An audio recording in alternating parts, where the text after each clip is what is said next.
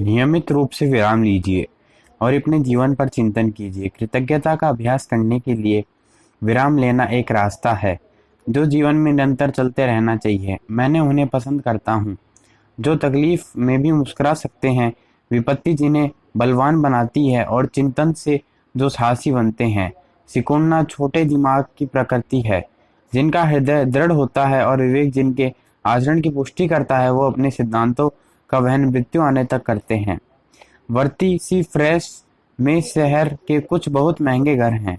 बड़े उद्योगपति, फिल्मी सितारे और यहाँ तक कि क्रिकेट के खिलाड़ी, यह इलाका प्रसिद्ध नामों से पतों से भरा है पड़ा है। मैंने एक ऊपर उठ रहे निर्माणाधीन भवन की ओर इशारा करते हुए कहा, वह मेरे जीवन का नगीटम मित्र का भवन है। हैरी ने मुझे आश्चर्य से देखा। मैं ऐसा मानता था कि संभवतः मैं ही आपका सबसे धनी मित्र हूँ।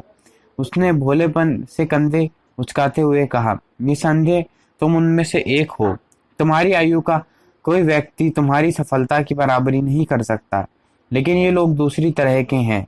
इस भवन में 10 माले होंगे। हैरी ने मेरी खिड़की में से किसी करोड़पति के स्वर्ग का निर्माण करते पतली नियॉन जैकेट के पीले हेलमेट पहने कड़ी मेहनत करते लोगों को देखा।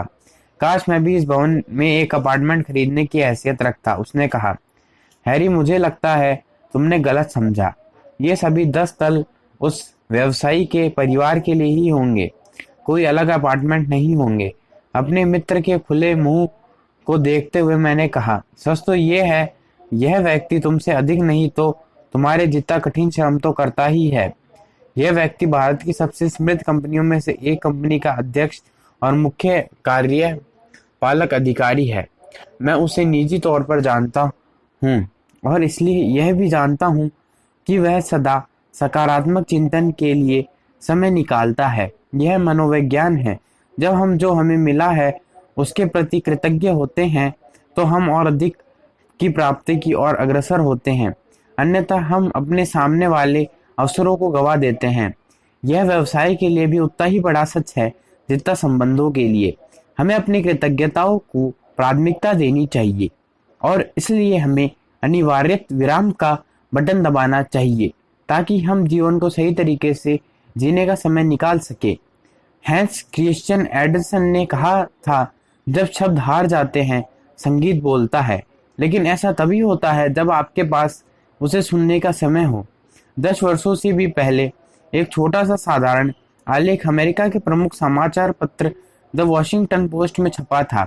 हालांकि यह अखबार वहां का राष्ट्रीय राजनीतिक परिषद्य प्रदुष्ट करने के लिए प्रसिद्ध है, यह एक अलग सा समाचार था, एक सामाजिक प्रयोग के संबंध में जिसने हमारे समाज की कड़वी सच्चाई को निरूपित किया। मध्य स्तर के अधिकांश नौकरशाह ले फॉन्ट प्लाजा पर उतरते, जो कि केंद्रीय वाशिंगटन के हृदय में स्थित है। 12 जनवरी 2007 शुक्रवार के दिन जब लोग अपने काम पर दौड़ने के पहले कॉफी सुड़कते हुए डोनट्स खा रहे थे तो स्टेशन के भीतर डस्टबिन के निकट जीन्स और टी शर्ट पहने एक साधारण सा आदमी वायलिन बजा रहा था। मुंबई जैसे शहर में सार्वजनिक स्थल पर संगीत बजाना किसी व्यक्ति के लिए बहुत सम्मानजनक नहीं समझा जाएगा, लेकिन अमेरिकी सोच इस मामले में हमसे मित्र है। वे इस पेशे को एरी कैसी के से नहीं जोड़ते, लेकिन गरीबी का लक्षण भी नहीं मानते। उन्हें सार्वजनिक कलाकार के रूप में देखा जाता है, जो कभी कभी खासी भीड़ और मीडिया को भी आकर्षित कर लेते हैं। जब आप किसी सार्वजनिक स्थल पर किसी को संगीत बजाते हुए देखते हैं तो क्या रुककर उसे सुनते हैं? क्या सदेहता दिखाने के लिए आप कभी कुछ पैसा देते हैं? क्या आप समय की कमी के अपराध बोझ से वहां से तेजी से गुजर जाते हैं? उस सर्दी की सुबह वॉशिंगटन पोस्ट ने यह जानने के लिए एक प्रयोग किया, लोग सुनने के लिए रुकेंगे जब विश्व का एक श्रेष्ठतम शास्त्रीय संगीतज्ञ अब तक का सबसे नायाब संगीत अब तक के सबसे मूल्यवान वायलिन पर बजा रहा होगा। क्या जैसे वे कैपिटल हिल में उसे सुनने के लिए दौड़ते हैं, यहाँ मुफ्त में उस संगीत प्रतिभा को सुनने के लिए पहली पंक्ति में स्थान स्वीकार करेंगे या इस अवसर को गवा देंगे? वह कलाकार देश विदेश के प्रसिद्ध वायलिनिस्ट जोशुआ बेल था। इस प्रयोग के समय उसकी उम्र 29 वर्ष थी। वेल कॉन्सर्ट हॉल के बजाय मेट्रो के हॉल में था और प्रशंसक भीड़ के बजाय ऐसी भीड़ थी जो संभवतः उसे अनदेखा कर सकती थी। बेल ने बोस्टन को राजकीय सिम्फनी हॉल को भर दिया था, जहां साधारण सीटें भी $100 में बिकती थी। यह संदर्भ अनुमति और प्राथमिकताओं की परीक्षा थी। क्या लोग उस सौंदर्य को सराहने के लिए थमेंगे जो ठीक उनकी आंखों के सामने होगा? बेथ बचपन से ही गजब का कलाकार था। उसके मनोवैज्ञानिक माता पिता ने जब अपने 4 साल के बच्चे को साइड कैबिनेट के साथ पिच बदलने के लिए रबर बैंड्स खींचकर, खोलकर और बंद करके संगीत रचना करते देखा, तो उसे विधिवत संगीत शिक्षा दिलाने का निर्णय लिया। उसकी प्रसिद्धि लड़कपन में ही फैल गई थी। एक पत्रिका के साक्षात्कार में उसके संगीत पर टिप्पणी की गई थी, हमें यह याद दिलाता है कि मनुष्य जीने का कष्ट क्यों करता है। लेकिन क्या ट्रेन के स्टेशन से गुजर रहे लोगों ने उसे यह बताया? क्या लोग उन्हें $3.5 मिलियन मूल्य के वायलिन पर विशुद्ध श्रेष्ठतम संगीत बजा रहे इस जीनियस को पहचाना? अब आप सोचते हैं, दुनिया के सर्वाधिक प्रसिद्ध संगीतज्ञों में से एक संगीतज्ञ का मुफ्त कंसर्ट, आप अपेक्षा करेंगे कि उसके इर्द गिर्द यात्रियों का झुंड खड़ा होगा। लेकिन हुआ उल्टा। 3 मिनट बाद एक मध्य आयु के व्यक्ति ने जोशुआ को सेकंड भर के लिए देखा, लेकिन वह चलता रहा। इसके 30 सेकंड बाद एक महिला ने उसके सामने $1 फेंका और तेजी से आगे निकल गई। 6 मिनट बाद कोई दीवार के सहारे झुका और संगीत सुनने लगा। आंकड़े निराशाजनक थे। उन 45 मिनटों में जब जोशुआ बेल ने वहां संगीत बजाया, 7 व्यक्ति कम से कम 1 मिनट के लिए रुके और 27 लोगों ने पैसा दिया, जो कुल मिलाकर $32 बना। कुछ ही फीट दूर पर 1070 अन्य लोग इस चमत्कारिक घटना से बेखबर थे। द वॉशिंगटन पोस्ट ने बेल की पूरी प्रस्तुति को गुप्त रूप से रिकॉर्ड किया और उस दौरान घंटी हर घटना को जोड़कर एक टाइम लैप्स वीडियो बनाई। इस त्वरित घटनाक्रम में हालांकि वादक की गतिविधियां प्रवाहमान अनुग्रहण पूर्ण थी, फिर भी वह अपने श्रोताओं से इतना दूर लग रहा था। आश्चर्यजनक अनसुना परलोकी कि आप खुद सोचेंगे कि वह वास्तव में वहां था या नहीं था, एक भूत की तरह। और तभी आप पाएंगे कि केवल वही है जो शाश्वत है, बाकी सभी भूत है।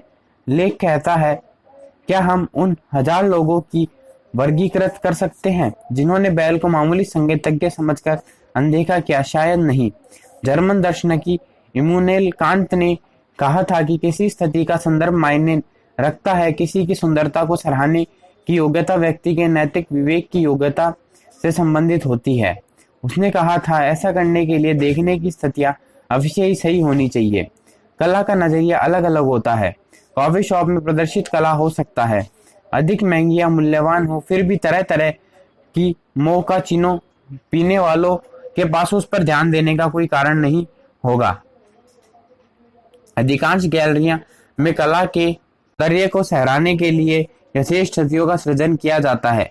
सही जगह पर रोशनी की व्यवस्था, कला और दर्शक के बीच उचित दूरी, कला वस्तु के विषय में सम्मान भूल जाते हैं और बाद में देखते हैं कि लोग उनके सम्मान के चारों ओर जमा होकर उनके फोटो ले रहे हैं, ये सोचकर कि वे भी गैलरी प्रदर्शन योग्य वस्तुएं हैं।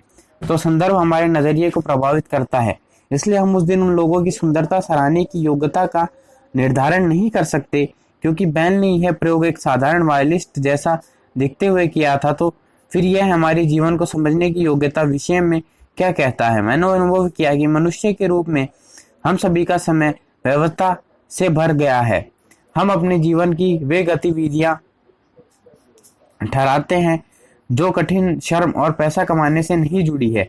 आधुनिक दुनिया की बनावट कुछ ऐसी हो गई है कि हमारे पास विराम का बटन दबाने के लिए, सुंदरता को सराहने के लिए समय नहीं है। अपने काम में निरम्र मन का बोझ लिए आगे देखती नजरों के साथ एक्सीलेटर पर जोशुआ बेल का संगीत सुनने का अवसर न खोने जैसा मैं उस स्थिति में तक कैसे पहुंच सकता हूं? हैरी ने उत्सुकता के साथ प्रकट किया। एक प्रमाणित तरीका है जिसका हर प्रयोग कर सकते हैं। उसकी कीमत है समर्पण और नियमितता। नियमित रूप से कृतज्ञता का अभिलेख लिखना होगा, जो कृतज्ञता के 3 सिद्धांतों पर आधारित है: पहचान, स्मरण और प्रतिदान। वह आपका शुक्रिया। कुछ और बताए ना। हैरी बीच में ही बोल पड़ा। वास्तव में शुक्रिया और आपका 2 शब्द है जिनमें बहुत शक्ति है, लेकिन हम बिना सोचे समझे इन शब्दों का प्रयोग करते हैं। मैं तुम्हें समझाता हूँ। मैंने कहा, सबसे पहले हमें यह समझना चाहिए कि किसी को हमने आपका शुक्रिया उनकी किस बात से प्रभावित होकर कहा है। किसी क्षण में ऐसा कहना सामान्य बात है, जैसे जब कोई हमारे लिए दरवाजा खोल देता है या हमारे कुछ लेकर आता है, जैसे कि गर्म चाय। अगला चरण यह याद रखने का है कि दूसरों ने हमारे लिए ऐसा क्या किया था जिसके लिए हम उन्हें आपका शुक्रिया कहा था। कृतज्ञता विकसित करने का सबसे श्रेष्ठतम तरीका है मन अपने विचारों के साथ बिना किसी भटकाव के इस बात पर ध्यान देना है कि किसने हमारी किस प्रकार सहायता की है। हमें अपनी कृतज्ञता को नियमित रूप से व्यक्त करने का आदी बनाना है। हैरी ने हूं करते हुए सहमति से गर्दन हिलाई। जैसे उन क्षणों में वह किसी के बारे में सोच रहा था। अंततः हमें प्रतिदान करना चाहिए। हमें शुक्रिया के भाव को अपने जीवन में उतारना चाहिए। धन्यवाद कहने और अनुभव करने के भाव को हम अगले स्तर पर अपनी क्रियाओं के माध्यम से पहुंचा पाते हैं। शब्दों और अनुभवों से आगे ईमानदार प्रतिदान ही कृतज्ञतापूर्ण जीवन जीने का सबसे टिकाऊ उपाय है। जो अब बताओ, तुम किसके प्रति कृतज्ञ हो? मैं समझता हूँ कि मुझे इस ट्रैफिक जाम के प्रति कृतज्ञ होना चाहिए, जिसकी वजह से मुझे आपके साथ समय बिताने का अवसर मिला। आसपास लगातार बज रहे हॉर्नों के बीच मैंने कृतज्ञता के अभिलेख को और अधिक विस्तार से समझाया। कृतज्ञता अभिलेख लॉग। इस अभिलेख को अपने फोन में रखा जा सकता है और अपने काम पर जाते समय रास्ते में लिखा जा सकता है, या आप इसे अपनी डायरी में लिखना चाहें तो एकांत में बैठकर भी लिख सकते हैं। यह एक सरल अभ्यास है जिसके लिए दिन भर में लगभग 10 मिनट की जरूरत होगी। इसके लिए कठिन नियम भी नहीं है। इस काम को सुबह करना लाभदायक रहेगा क्योंकि कृतज्ञता से दिन की शुरुआत आपको पूरे दिन भर के लिए सकारात्मकता की भावना से भर देगी। अभ्यास। हमें पिछले 24 घंटों पर ध्यान देना चाहिए और 3 में से 5 लोगों या स्थितियों को चुनिए जिनके लिए आपको कृतज्ञ होना चाहिए। आप जिनकी अधिक व्याख्या करेंगे, आपके लिए उनके भी अपने भीतर से कृतज्ञता की भावना को निकालना उतना ही आसान होगा। दैनिक व्याख्या में 3 से 5 व्यक्ति या स्थितियां होनी चाहिए जिनके प्रति आप कृतज्ञता ज्ञापित करनी है, और सप्ताह में एक बार इनमें से 3 से 5 तक कार्य बिंदु होने चाहिए जो उन व्यक्तियों को धन्यवाद देने के लिए आप करना चाहते हैं, जिनके प्रति आप आभारी हैं। आप किसी भी वस्तु के लिए आभारी हो सकते हैं। इतनी मालूमी बात के लिए भी कोई आपको देखकर मुस्कुराया, किसी ने आपको ट्रेन से सीट दी, या किसी सहकर्मी ने आपके दोपहर के लिए भोजन खरीदा हो। हम अपने लिए की गई दयालुता की प्रत्येक क्रिया के लिए प्रतिफल नहीं दे सकते, लेकिन जो लोग हमारे निकट हैं उनसे शुरुआत की जा सकती है। अपने साप्ताहिक कृतज्ञता कार्य बिंदुओं में से एक को चुनिए और उसके आधार पर कुछ कीजिए। क्या आपने अपनी पत्नी को रात्रि भोज पकाने के लिए धन्यवाद किया? क्या आपने अपनी माँ को आपके कपड़े धोने के लिए धन्यवाद किया? क्या आपने अपने साथी को बिल अदा करने के लिए धन्यवाद किया?